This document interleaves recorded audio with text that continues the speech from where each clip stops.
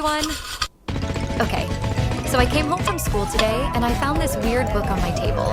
And I don't know what it was called, but I can tell you a little bit about the insides.